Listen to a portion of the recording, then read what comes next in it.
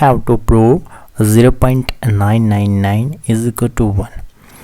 Suppose let x is equal to 0.999.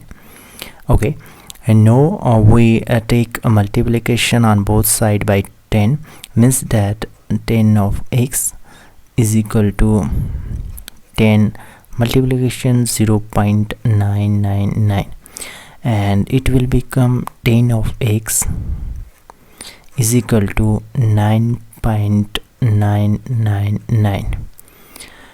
Now on left hand side it will become as it is, and on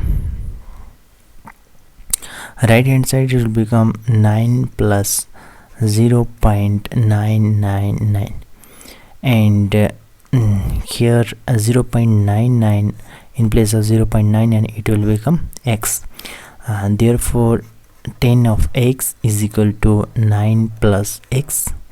And on next step 10 of x is equal to 9 plus x, and it will become 10 of x minus x is equal to 9, and it will become 9 of x is equal to 9, and it will become 9 of x upon 9 is equal to 9 upon 9 is equal to x is equal to 1. Therefore 0.999 is equal to 1. Proved. If you are new, you can subscribe our channel for more mathematical problem.